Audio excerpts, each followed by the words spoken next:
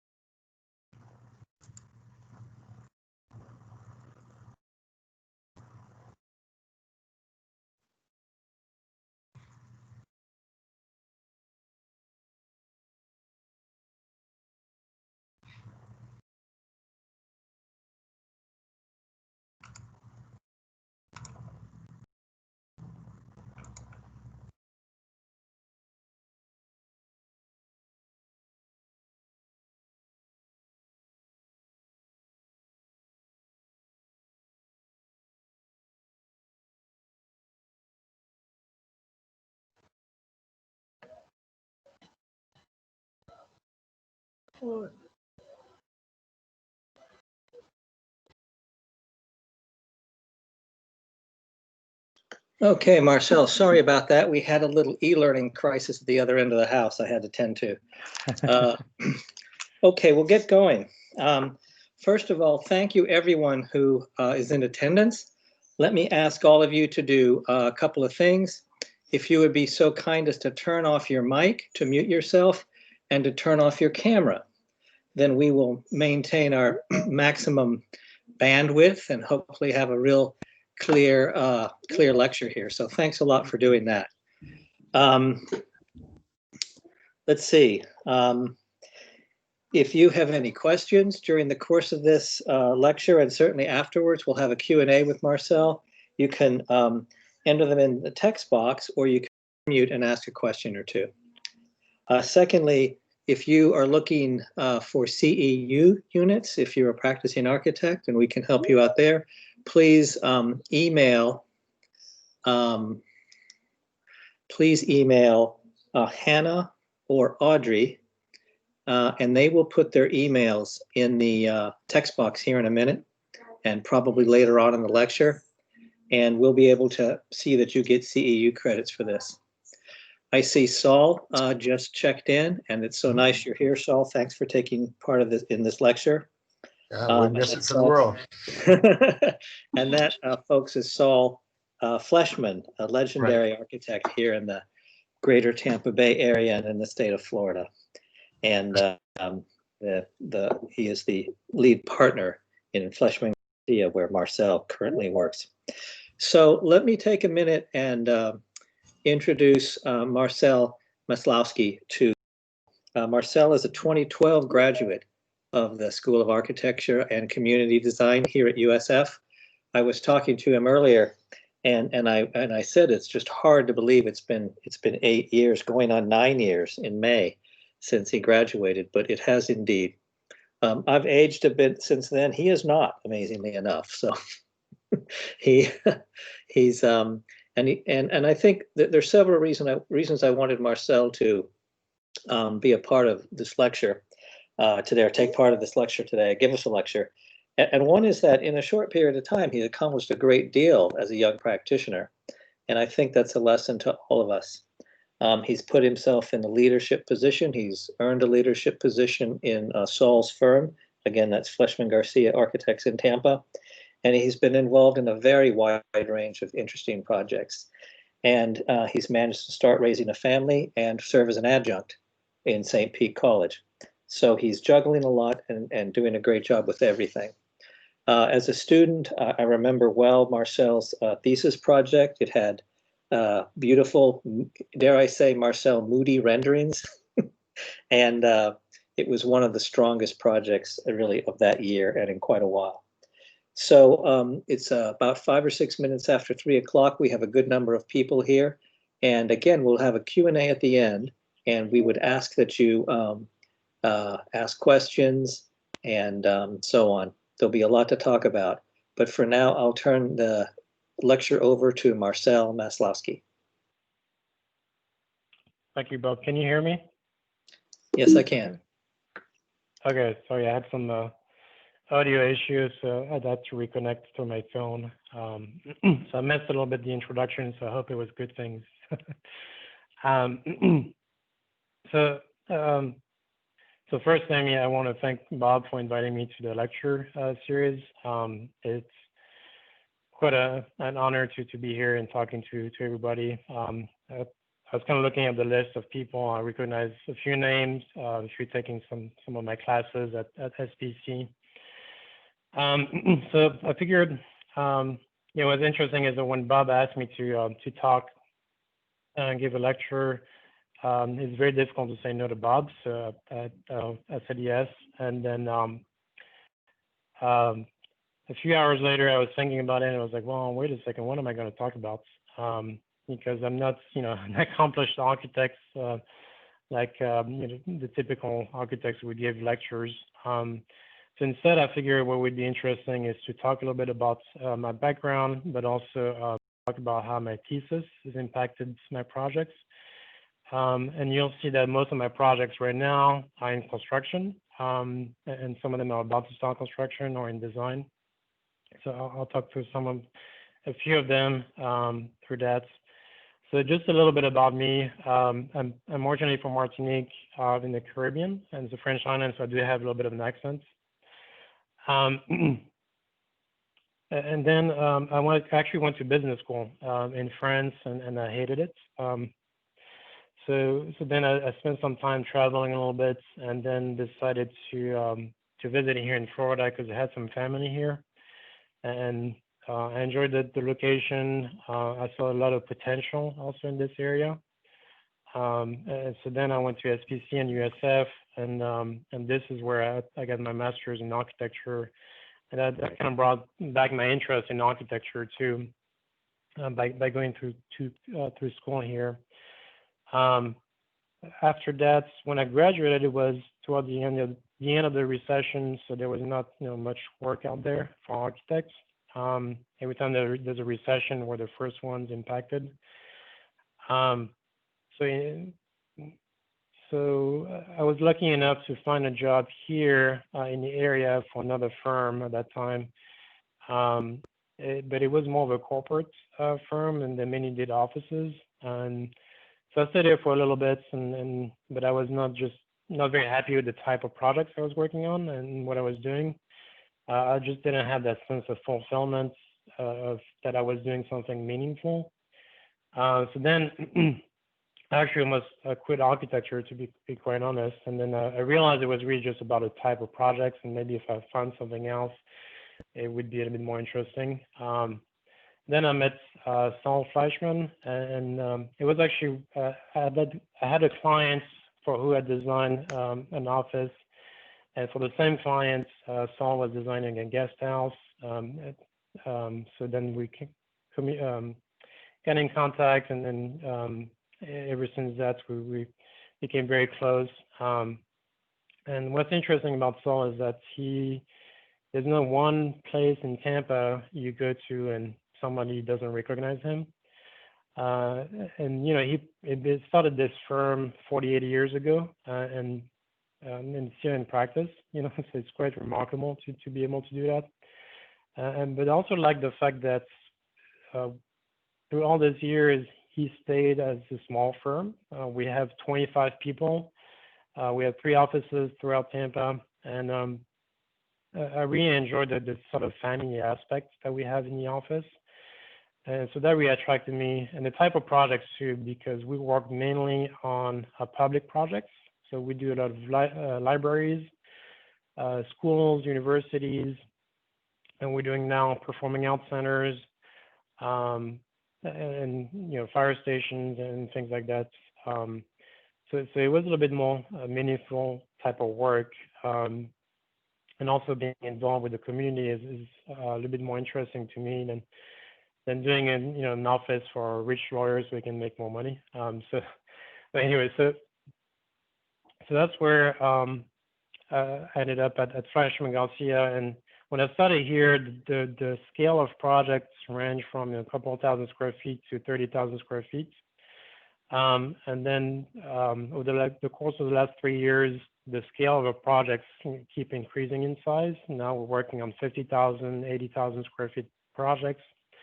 And actually now we're working on a project for the city of Tampa that's more than 300,000 square feet. So the scale of project is getting bigger, but we still want to keep that small family feel that we have, and improving the design culture that we have here. And so this is very important to us. And one of the things that make Fleischman Garcia successful over the years, I realize, is the collaboration aspects, not just with other architects and engineers, but with clients and communities. And when you talk to other architects, you can do plans, sections and things like that. It's very easy, and you can do very conceptual stuff. Now, when you start dealing with clients, they don't have the language that we use in architecture, and so you spend a lot of time trying to teach them that, or you try to find another way to make it so the process is more interactive, but also they don't get frustrated because they don't understand a word, an architectural word. So to make the process more interactive, because a lot of clients don't know how to read plans and sections. So of course there's a new technology which we're doing now, virtual reality and things like that. But what's we realized is that even with that, you have to have somewhat of a finished product before you can show that. So sketching is very important, and Saul is actually an amazing sketcher, drawer. Myself, not so much, but I enjoy sketching and watercolors, and my drawings tend to be a lot dirtier. But well, that sounded kind of wrong. But anyway, so another thing that we decided to go back to is 3D models, just like what you guys do in school. And we started with a 3D printer 3 years ago, and now we have a full model shop in-house with 3D printers, laser cutter, foam cutter. And the reason why is because just like you in school, we started with little bug models with the clients, play on the site, and then the models get bigger. And then we start to study fragments of the building, and then we put those fragments together and look at it as a whole. And that's really engaged the clients a lot more than drawing on computers. The other thing that we've learned over the years is that we have to build enough flexibility in our designs. As architects, every time someone tells you they don't like your design, we have strong egos.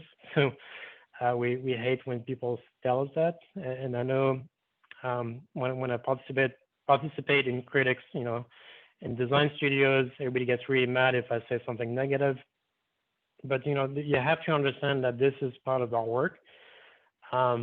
There is your personal touch, but there's also the client that you have to work with, and they're looking for something, and you have to translate that idea into reality, right? And so you have to have designs that are fairly flexible so that you can, again, it's all part of that interactive process with the clients. And by the way, the site model that you're seeing here on the screen right now is a new project that we're working for the city of Tampa. And this is a 3x3 site model, that we're using. Again, all the pieces on there are movable. So as part of the interaction is that we start moving pieces together on the site. So those aspects are very important to us as a practice, and I think we keep building on those aspects.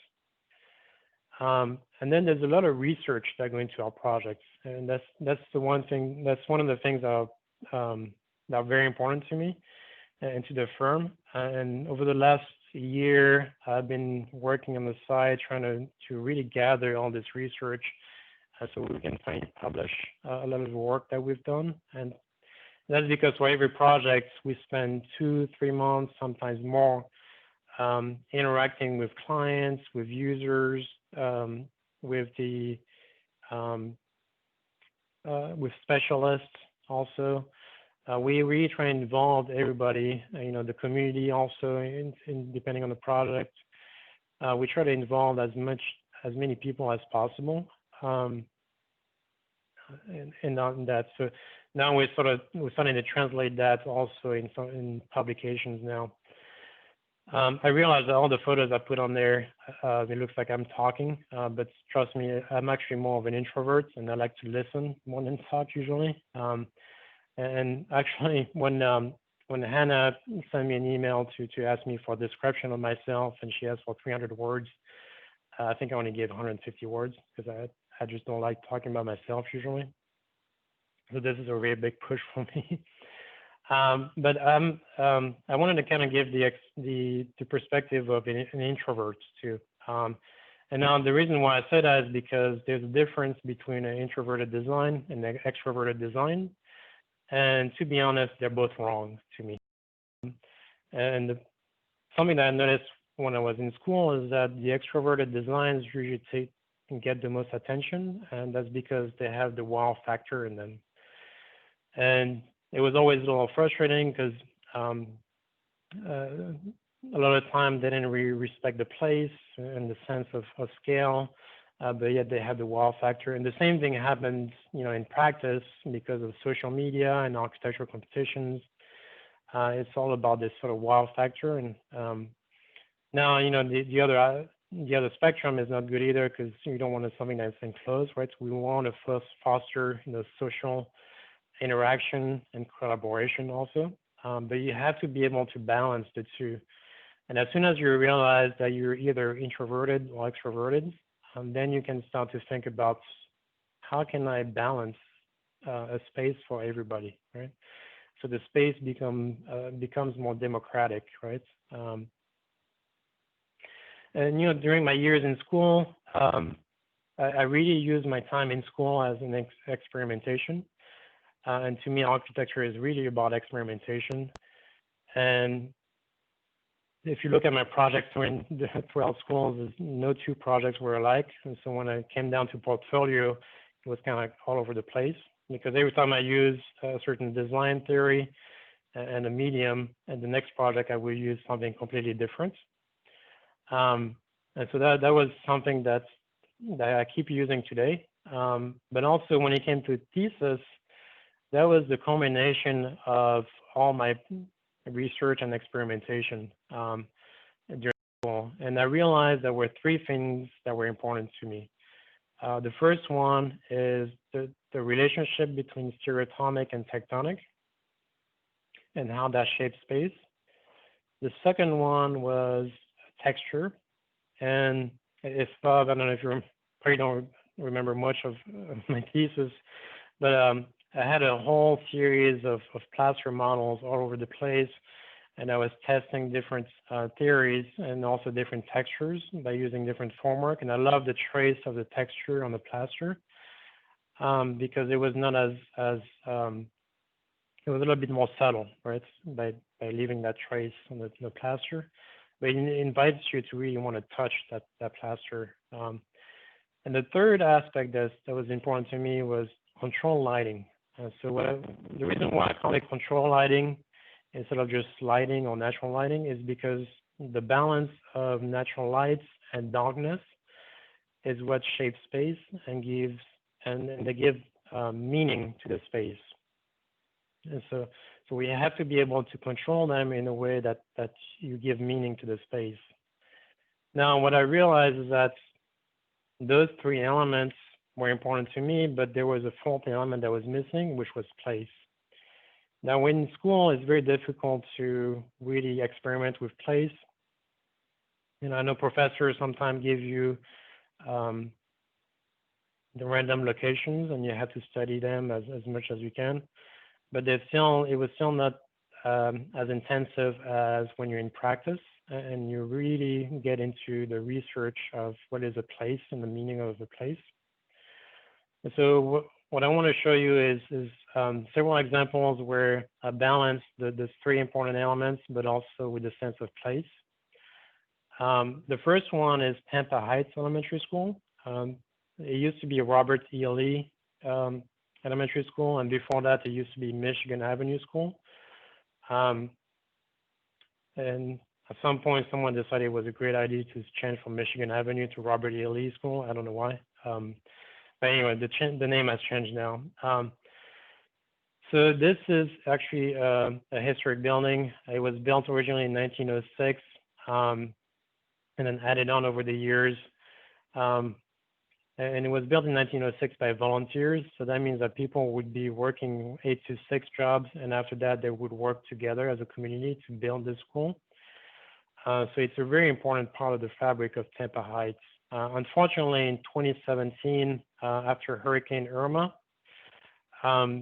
when they restored power, there was a power surcharge, and it created sparks inside, and then the whole structure caught on fire because everything inside was wood, and they didn't have any sprinkler system. So all that was left really were the exterior walls and some of the interior, but the whole structure inside was compromised. So the community was very vocal about this building because it's a very important part of the fabric of the community, but it's also very important for the students, right? For the students to be able to come back to this school one way or another. So originally the school had 3 different choices. The first one was to reuse the existing shell and in order to build a new school. The second one was to demolish everything and build a brand new school. The third one was just to sell it and relocate somewhere else. But after several community involvements, the school district decided to do the right thing, which is to rebuild the school and reuse the existing walls, which was really quite challenging. Now, the other thing too is that over the years, they added on, and especially the later years, they just modified the exterior. It really wasn't what it used to look like originally. So the first thing we did is actually a laser scan of the entire building. It was kind of interesting because it can kind of give you this trace of what was left, and it allowed us to study the walls location, but also we noticed that even though all the windows do all look alike, they're all different sizes and they're all over the place.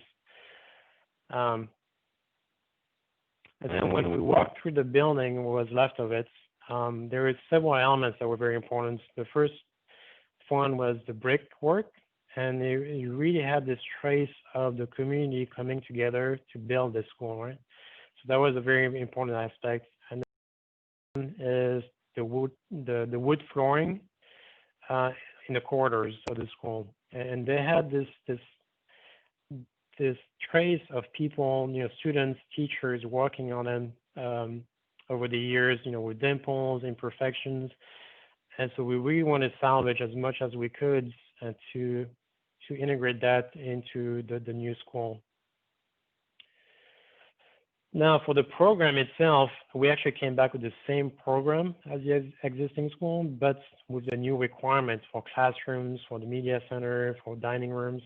And what ended up happening is that it wouldn't fit in the existing shells. So we understood right away that you had to build an addition.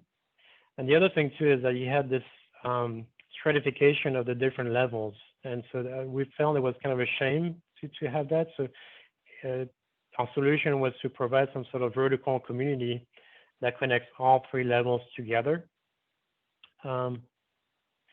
Now, when we realized that we had to do an addition, we felt that it should be more on the courtyard side so that we could respect the 3 front facades and restore them to what they used to be, right?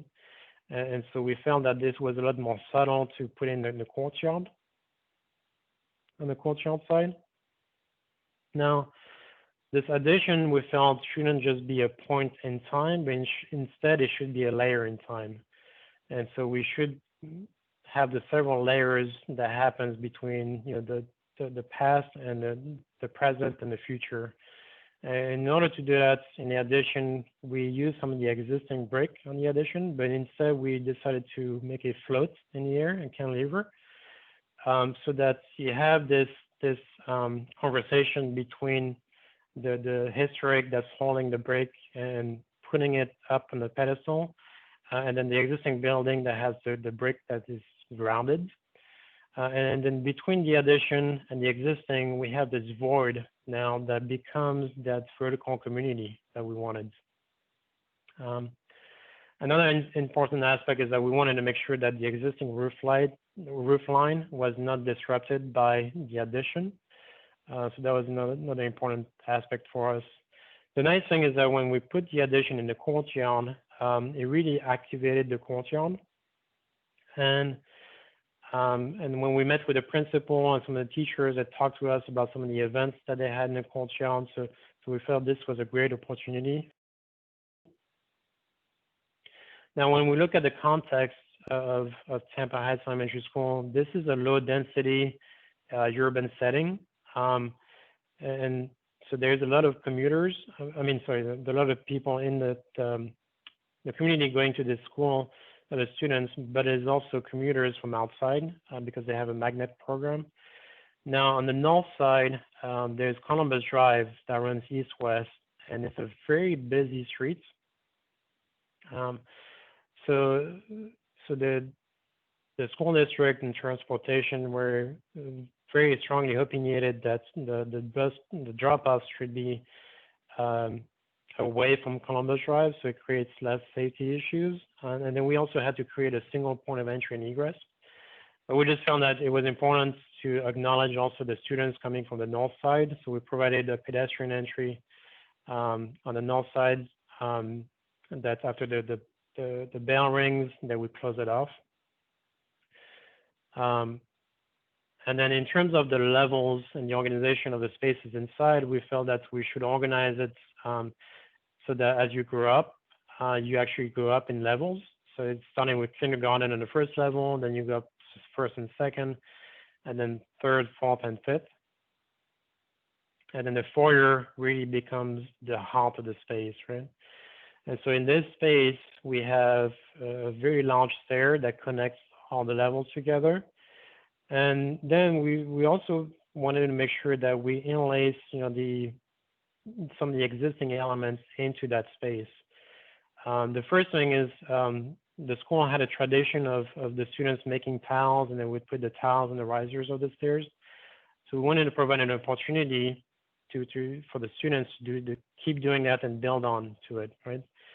And then the other thing is the wood flooring that we salvage, we decided to put it on the wall here. So you have this trace of history on the wall. And through this wood floor, we cut openings so that you would see students on the second and third level move through the wood floor. So you kind of have this interesting dialogue between the wood floor that has all this imperfection and indentation from all the students walking over the years, but then through it, you see students walking past it, through it. And then underneath the stairs, we wanted to activate the space. So we have this tiered seating underneath the stairs where you can have impromptu classrooms happening, or if students are waiting to get, in the clinic, in the administration, there's a space there.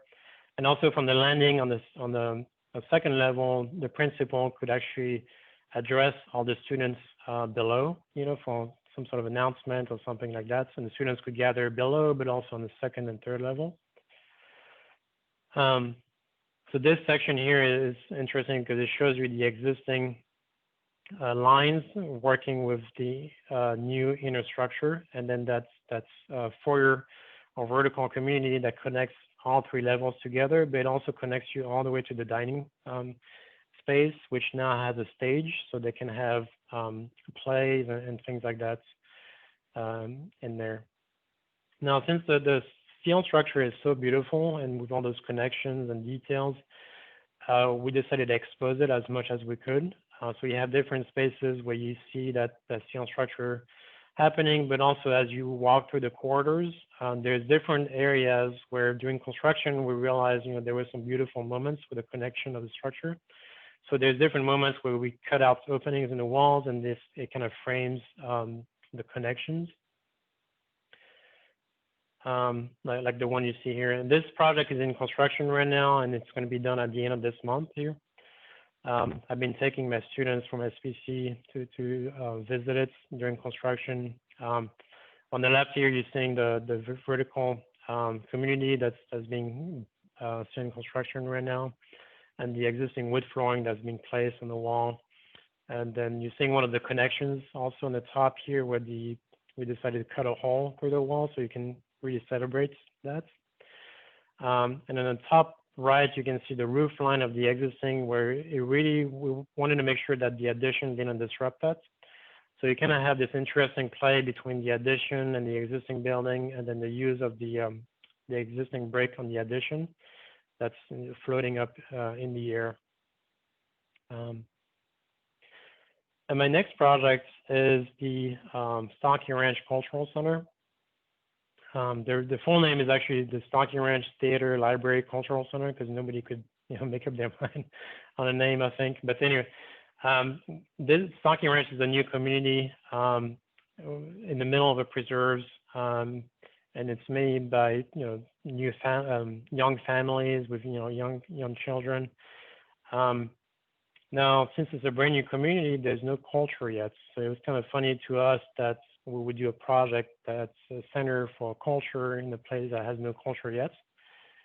So we realized that this building really should be a cultural generator. Right? And this is going to be a public joint use between the library, the community, but also the students, because there's a school getting built right next to us. And we share a common courtyard with this school, but the school is designed by someone else. Now, when you go through Starkey Ranch, it's kind of interesting because it has a little bit of that Disney World type of feel, where they're overly decorated with the theme of the ranch theme, where so you have those gaping walls, the fences and things like that, and then you have but what was important to them was this connection in nature, and so you had those very large sidewalks that meanders through the preserves, and then sometimes above the preserves, and then with the lakes also.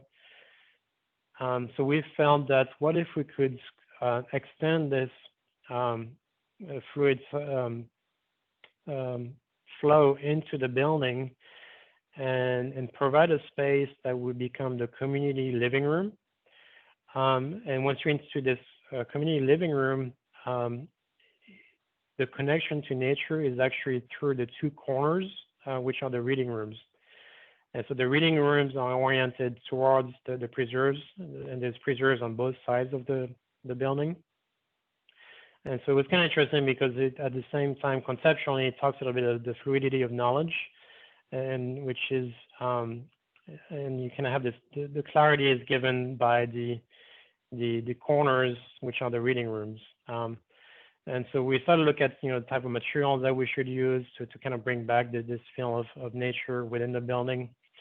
And then the spaces around the community living room are expressed as masses, and to connect all the masses together and create that community living room, there's a roof that drapes over the entire building. And by having this sort of push and pull of the masses, it creates voids inside and outside. So you're creating spaces in both internal and external for the community. And then we have a courtyard on the left side of the building, which is shared with a school. And the landscape architect there designed, helped design this courtyard to have the sort of same flow as the interior space. Now, when you're inside the community living room, the real connection to nature is through the reading rooms, but also through the sky. And so we pierce the clouds, the ceiling clouds with skylights that create those light wells and diffuse the lights in the space. Now, on the outside, we decided to extend the roofs so that it creates a more inviting space on the side of our building. Because the school next door is you know, a whole bunch of very sterile blocks. So we wanted to really bring the community here. Now in the actual community living room, everything is very fluid with curved walls and curved ceilings, and then even the skylights with the light wells are curved in. And then within those masses, we're cutting out the different moments that happen for the theater, for the cafe, and then there's transparency throughout, so you can see through the reading spaces. And actually, I have a quick video here. There's some moments of the video where it goes a little fast, so hold on to your drinks if you're watching this. This is showing you, there's two parts of this video. The first part is showing you the experience going through the pedestrian entry, because we have two different entries.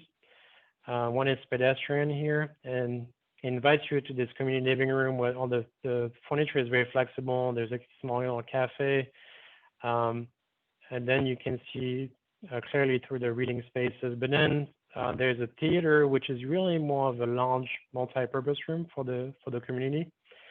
So you can have small theater groups coming in here, but you can also have events, lectures. You can have, you know, Girl Scouts meetings and things like that happening too. And as you walk through, you're seeing here now the transparency, so you can see all the way through the reading space to the preserves. We also have, to bring nature inside, we have a living green wall inside, which you see right here on the left. As you go inside the adult reading room here, it's a very open, flexible space, but we provide a couple of moments to have quiet study spaces that are a bit more secluded. And then as you walk around the corner of the space, everything starts to open up. The ceiling goes up, the walls open up, and this connects directly to the preserves visually.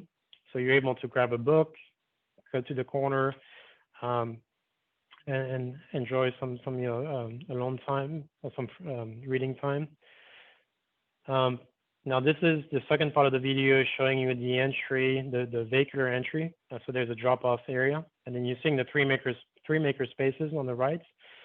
So the three maker spaces open up to the entry sequence, so that as you walk in here, you're able to see into the maker spaces and you're seeing people making things. And inside the maker space there is a shelf with a window. So as people make things, they just put on the shelf and that becomes a display. So it's this sort of very interactive live display of things on this window, so that it really activates the space, but then people become invited to say, hey, you know, I saw this, people make this, you know, how can I join the class to make it? And then on the other corner, we have the youth reading room. So this is the same thing where the walls in the corner open up and peel up so that it opens up to the preserves. And this connects to the courtyard side. So on the courtyard, this is a large open space, and we have an exterior stage and exterior, you know, you have different seating opportunities, so you can have different types of events, lectures, fundraising,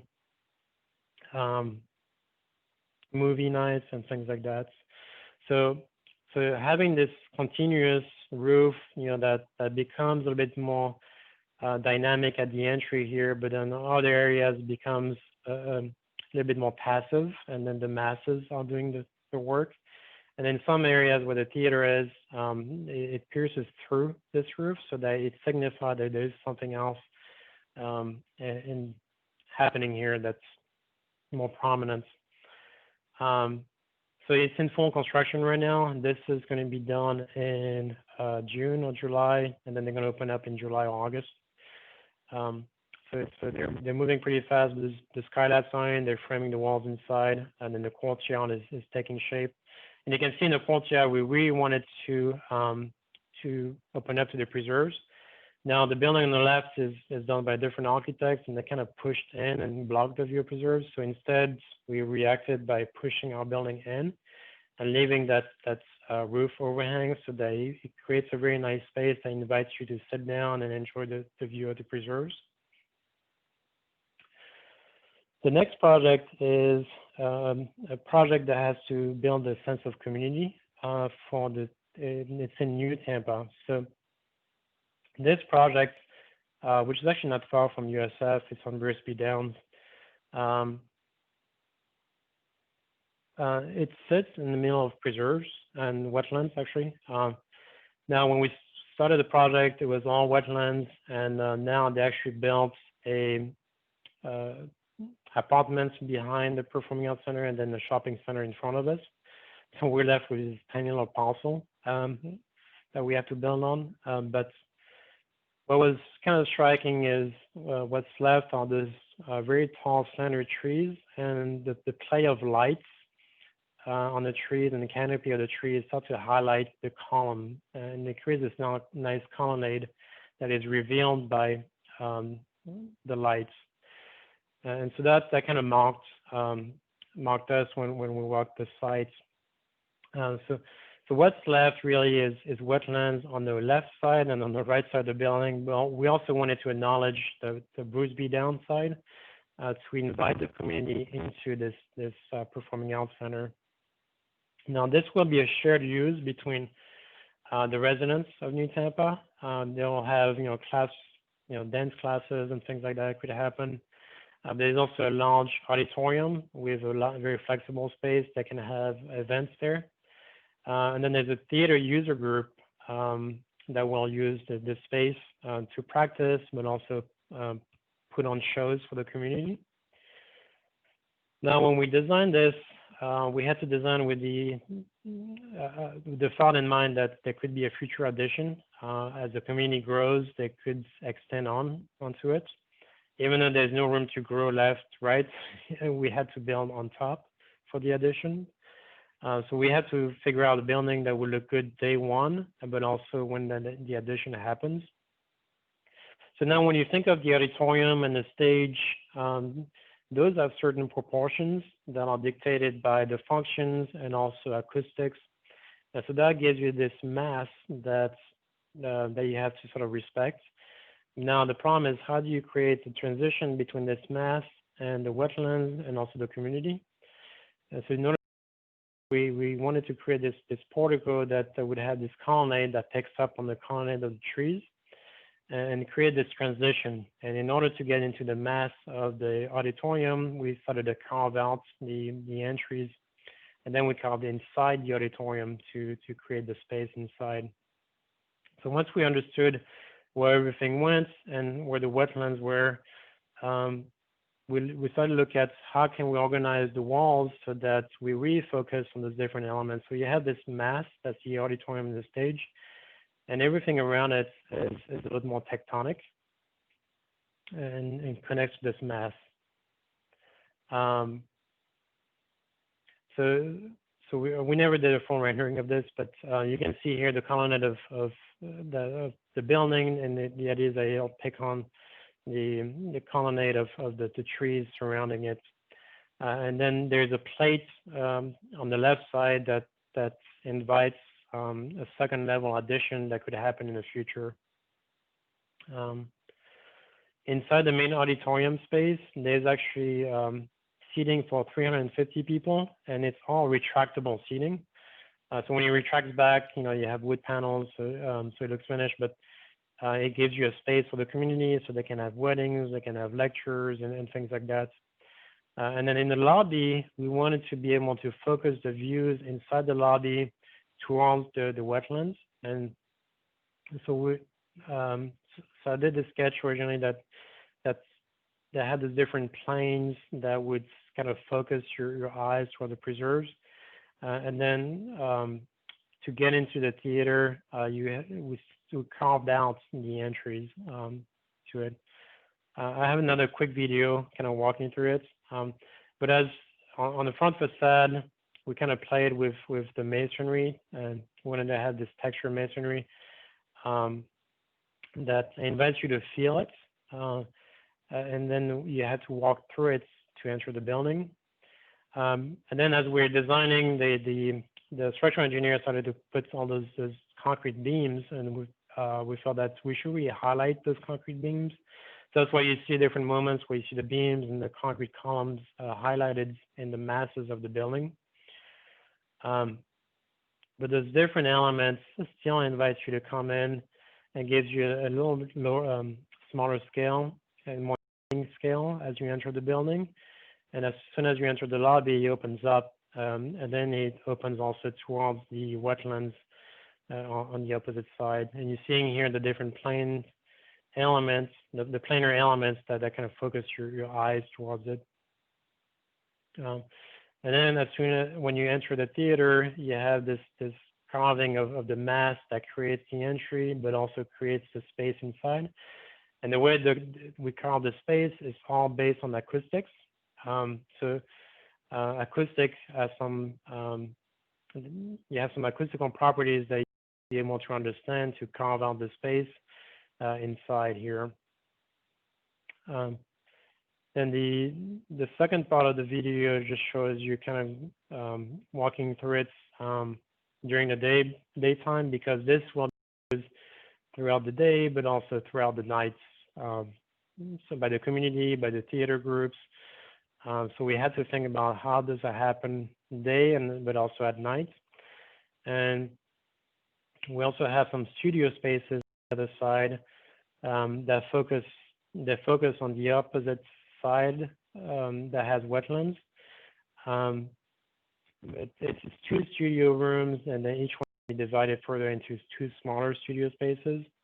But we wanted to be able to have those masonry walls that cuts through and guide your eyes out outside and towards the wetlands, but also help bringing lights, and then the lights would shine onto the masonry walls here.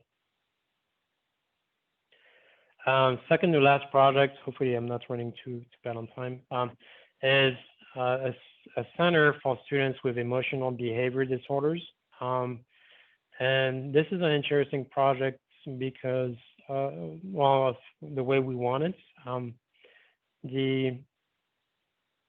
The way we want this project is actually, when we did our research on the students with emotional behavior disorders, we really talked about their relationship to texture, but also light and transparency. And that really spoke to us about the concept of phenomenology. And so for the presentation, I just spoke, I think, for like 5-10 minutes about what it is, the definition of phenomenology, and we ended up winning this project. But this is located kind of more of a suburban kind of area. It's not a school that students will walk to. This is typically students on a bus from around the county.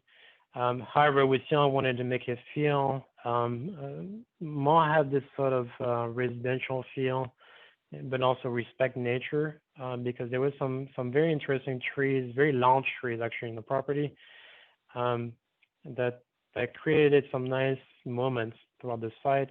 The rest is all portable classrooms and some old existing buildings that barely stood up. So right now, for the programming of this project, we went through, I think, 2 or 3 months of programming, and we met with specialists. We met with a principal and a couple of the teachers to really understand, how the mind of the students work and what could help them, right? And so one thing that was interesting is that they spoke to the fact that every time they see an exit door at the end of a corridor, it triggers in the mind to run away. So we felt that, when we looked at the program, if we started to shift the different elements, and so the corridor always keeps shifting, then it becomes, it kind of breaks your view of the exit doors. And having smaller corridors, you're not enticed to run. And then the other concept that we came up with are the sensorial hinges. Originally, we called them sensorial nodes, but I just found that I like the word hinge just because it has this movement implied into it, a movement that's stop and go. And so the sensorial hinges would be placed at each moment the corridor pivots, and these hinges would be filled with much different textures, both on the walls, on the ceiling, but also on the floor, so that as they're trying to run away, they get into the sensorial hinge, and it invites them to feel the walls, feel the ground.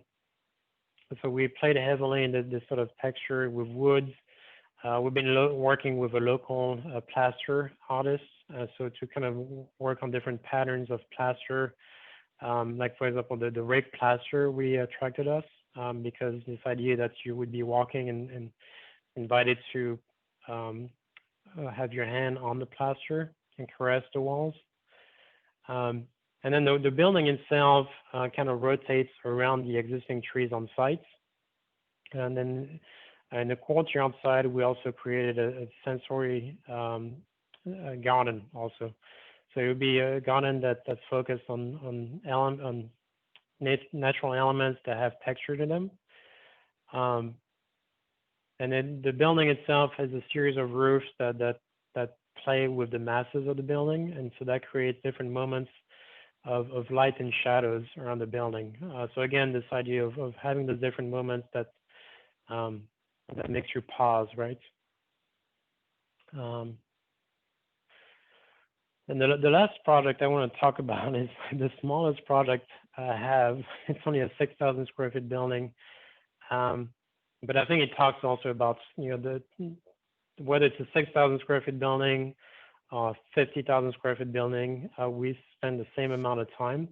Now, this project I designed it 3 years ago, and it's still not built yet, but every couple of months I get a call from the owner saying, hey, we're back on, and then finance, and then a couple of months later back on. And the reason why is because the site is very complicated, and there's a lot of issues with it that they have to go through. And then the building itself is a small dental office, but it talks about having patience in architecture sometimes, because sometimes we win projects, we don't hear from the client for a year, and then they say it's go time. So that happens all the time too. But this project is a small dental office. Now, when we look at the site, is that on one side it has beautiful wetlands, and that we actually have to clean up and improve. So we found that the problem with having a typical box for a building is that it would block your approach and your interaction with the wetlands. And so instead we took that box, broke it so that it creates this interstitial space that becomes this connection to the wetlands, right? So as soon as you pull into the parking lot, you can actually see through the building, through that interstitial space, all the way to the wetlands in the back. And we drape the building with this roof that opens up, acknowledging the entry, but also acknowledging the wetlands and on the other side. And so for that, again, doing this sort of study of how can the roof and the building itself, by pushing and pulling, create different moments inside and outside. And having really these moments in the interstitial space that would invite people to come through and see the wetlands in the back was very important to us. So you're seeing here with the wetlands in the back.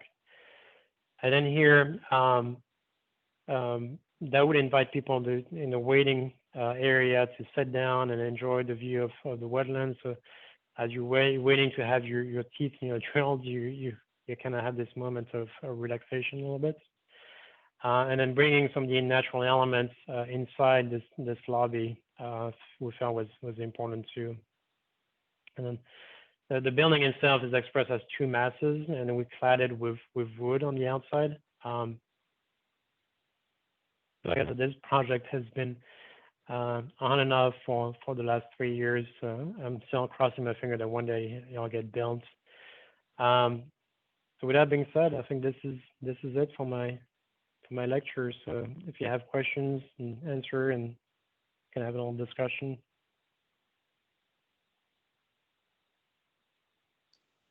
Thank you, Marcel. That was great. It's kind of nice to end with such a small project. And you said that's been going on for how long? 3 years now. Yeah, 3 years. 3 years. Had plenty of time to spend on. No, it's great. A couple of observations while we're waiting for maybe some students to, some of our audience to ask questions, which I'll remind you all, you can certainly type your question in the chat box, or you can click the raise your hand icon, and we can kind of call on you that way. But it's nice to see that you guys have a full model shop, and that you really study things the way we're used to. You're really running an office as a design studio, as well as a business. And it's kind of, I think for students that are in school now, it's a pretty important thing to see.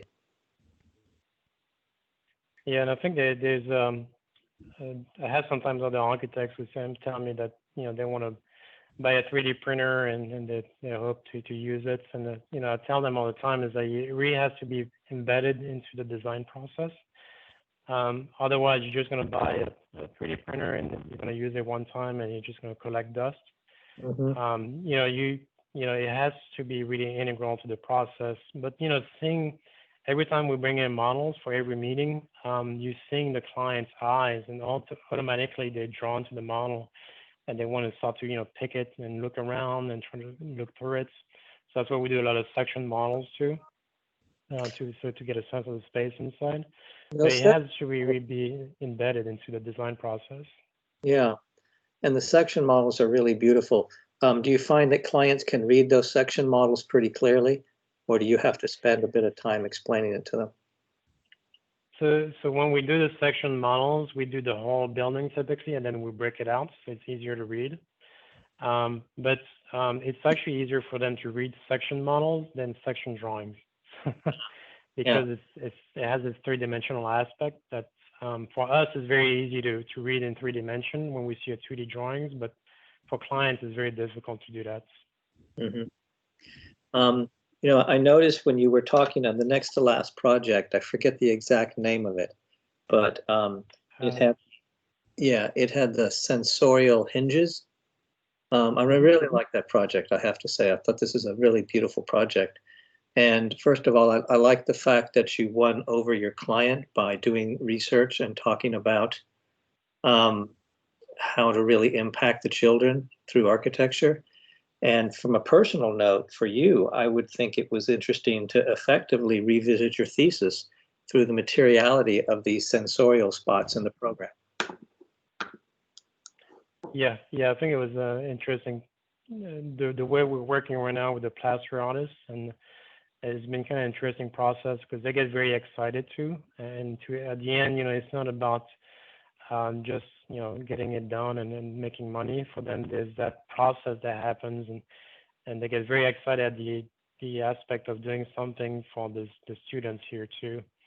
But the idea of being able to bring that craft that goes into plaster, and that's something we lose a lot because we just do buildings now with metal panels and things like that, which are typically fabricated very far away, and so we don't highlight enough, I think, the craftsmanship that we can do, and that gets lost slowly, unfortunately. So being able to highlight that, and to me, I think being able to use simple materials is a little bit more has more impact. So if you notice, on the projects I typically have concrete, plaster, and wood.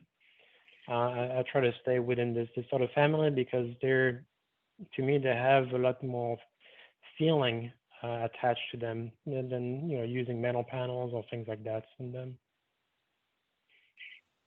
Yeah, Vittorio Gregati talks about the issue of architects almost being catalog shoppers when they make their buildings.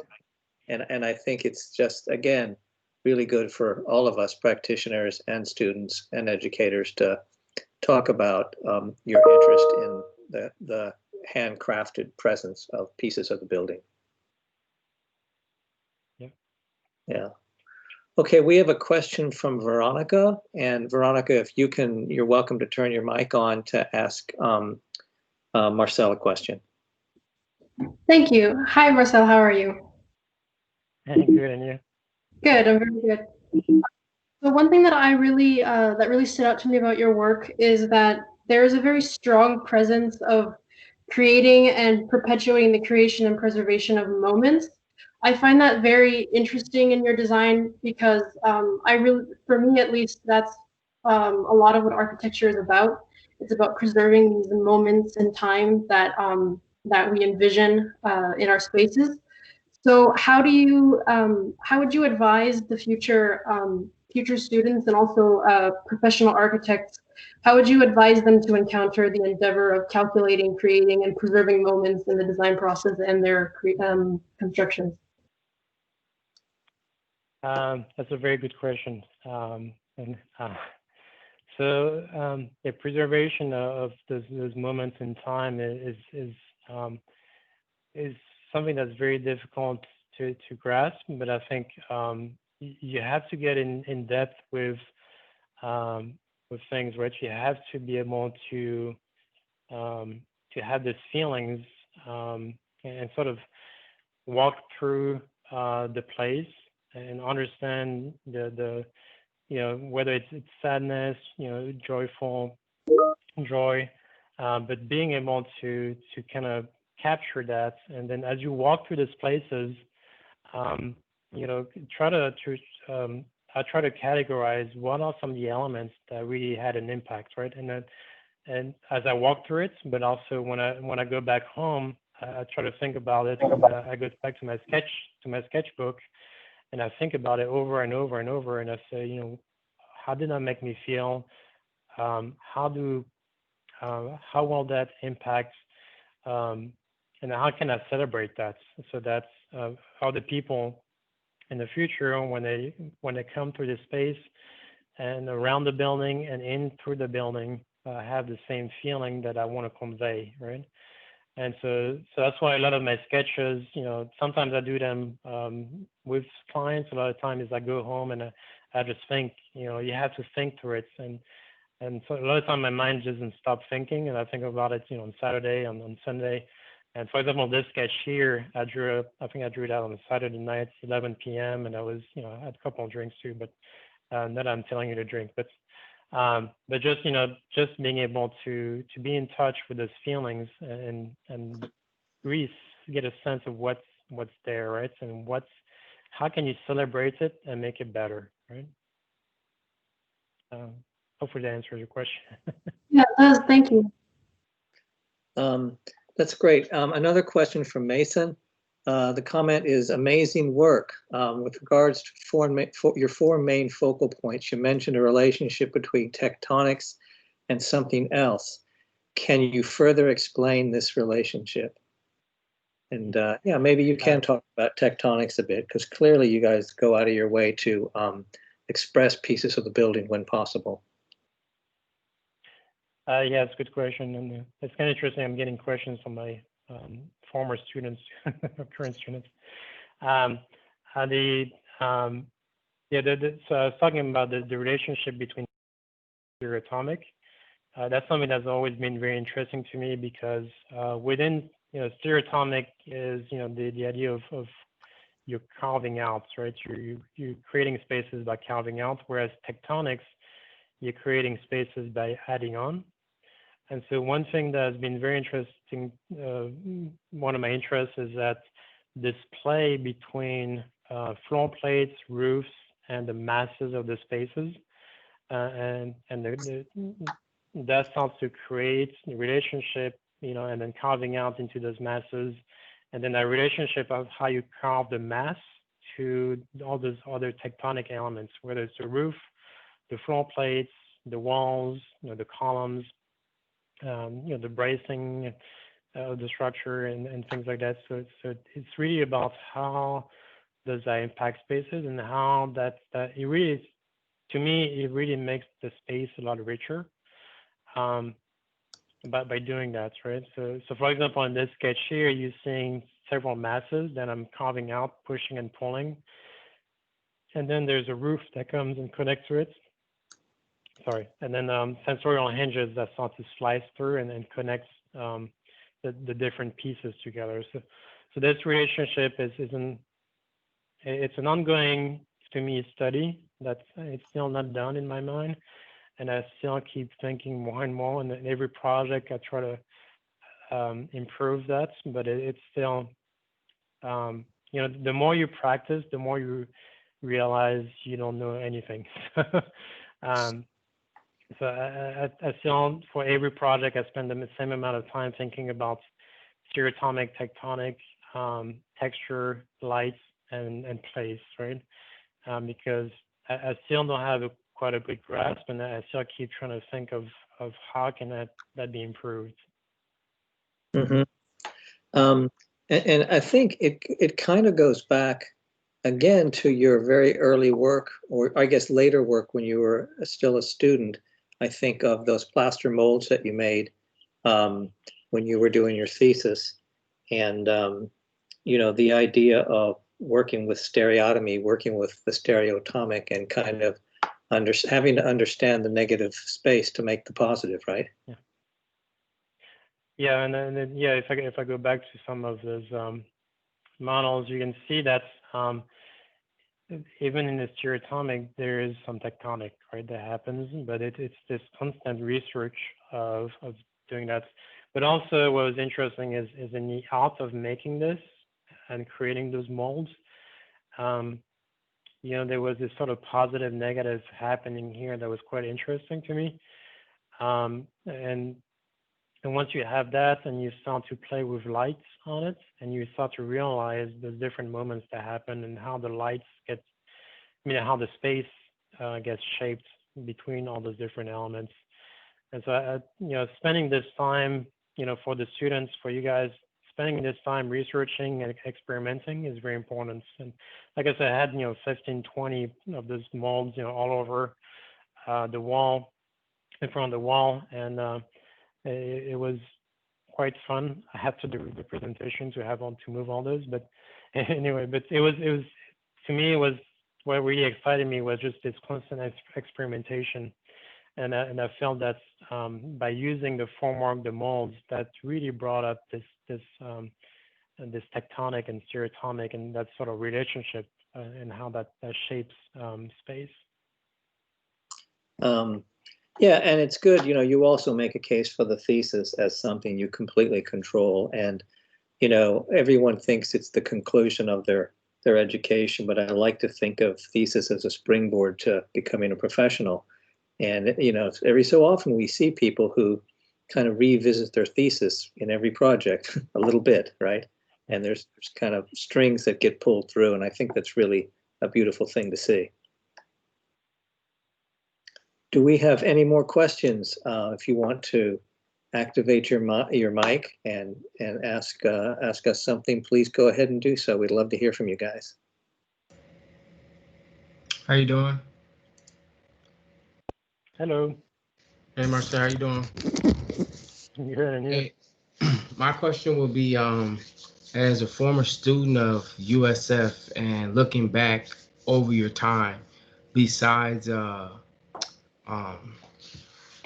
working on your craft with model building, is there anything else that you wish you would have spent more time doing, or anything you wish you would have just, maybe extended further on? Great question, Daryl. Yeah, that's a good question. I think even though there's several things actually. I think the first thing is even though I traveled quite a bit and I had the chance to do that, before college, but also through school. I realized I wish I spent even more time traveling to get a better sense of place in other areas that I haven't seen yet. The other aspect is it's one thing I wish I did is spent, even though I experimented a lot with things, there's still some that I didn't experiment as much. And like, for example, steel making, I never really took the time to learning how to weld. So there's no so when you try to experiment, this is when you start to realize there's also this, there's also this, there's also that. And I think in drawings, I did spend quite a bit of time in using different medium and trying to use a different medium for each project. So I think that those were, so at the end, those two would be the two things that I wish I would spend a bit more time. So in your case, when you have a project and you say, I want to learn, how to weld, for example, find a shop that welds, and try to learn from it. So, if you want to use concrete, spend some time with a concrete builder, someone that uses concrete. There's actually a very good artist who uses concrete in St. Pete, and he makes different things, from panels to sinks and things like that. But I've had the chance to interact with him and then discuss with him, and it's kind of interesting to learn about the process. I did it after school. I wish I had spent a little bit more time learning from other crafts during school and asking more questions, I think, also. Yeah, I think it's a real interesting question because I think students are always trying to figure out how to steer their electives and their courses and things to sort of be responsible. But I guess they also, maybe you're saying that they kind of need to follow their instinct a little bit, and school can't accommodate everything sometimes. So maybe you take on things as kind of almost hobbies in the best sense of the word. Yeah, I agree. It seems like your office has a kind of, let's call it an intellectual posture. You seem to really look at things carefully before you dive into the design. And, part of it is interviewing your clients and things and looking at the site. But you seem to be very good about positioning yourself on a certain kind of ground and maybe revisiting certain themes. Do you, Marcel, and your colleagues look at certain architecture, either contemporary architecture today or, works from the 20th century or even other historical works? Do you begin to look at the history of architecture, either recent history or deep past history, when you talk about the work? Yes, and that's a good question. And actually, in my case, I teach architectural history 1 and 2 and theory. So we spend, and I try to show students also that contemporary architecture has roots in classical architecture. So we never try to say that an older building doesn't have any meaning, right? There is this building happened in a point of time, and you have to understand it in its context. And you have to realize, is the context, now that it has shifted, does that still play a role today, or do we need to shift things in the design? And so we look at both classical architecture and contemporary. I think you can't get away from contemporary architecture nowadays with social media. As soon as I open my Instagram, I have all those photos from Morphosis, always posting.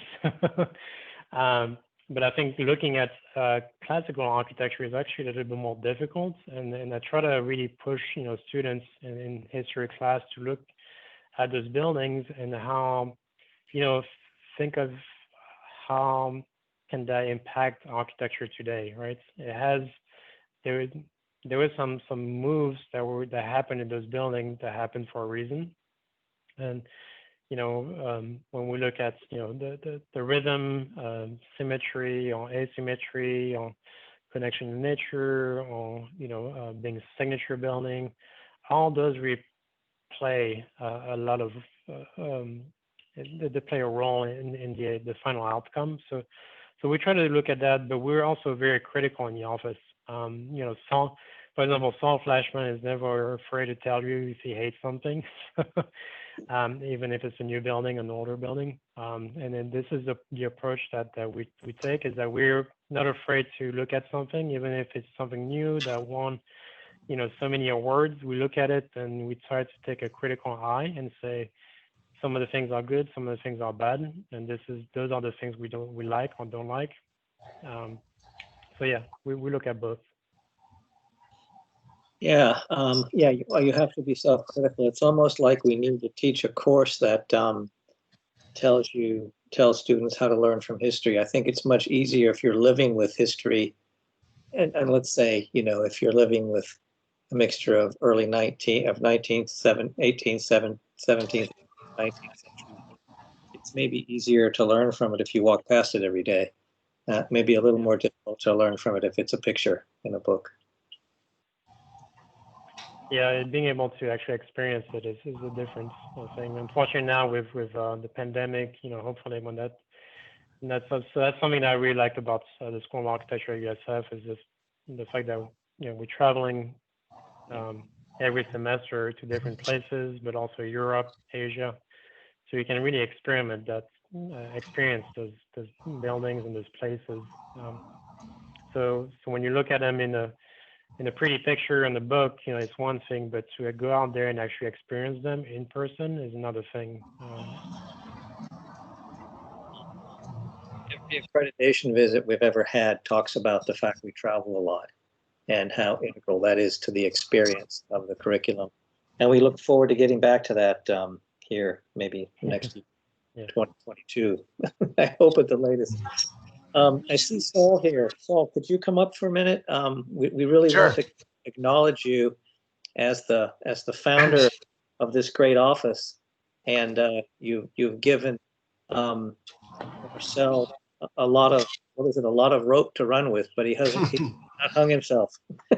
Well, let me say this. First of all, Marcel, it's a great presentation, and gosh, I saw some of your drawings I've never even seen before. They really look terrific. So anyway, we were very lucky to hook up with Marcel.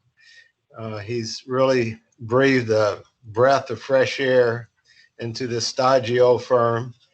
And, I've only given him a long leash because he's produced. He's probably too modest to tell you, but that Starkey Ranch Cultural Center Library, Marcel won that on his own for us. That was a competition among, a lot of the legacy firms in the Tampa Bay area, Rijali, Row Architects, etc. And we actually had to design the building, do presentation drawings, have a contractor, in this case, Wallbridge, who we teamed up with, price it and submit it on a date and time certain. And Marcel worked nights and weekends and through the holidays to design it and work with Wallbridge and submit it.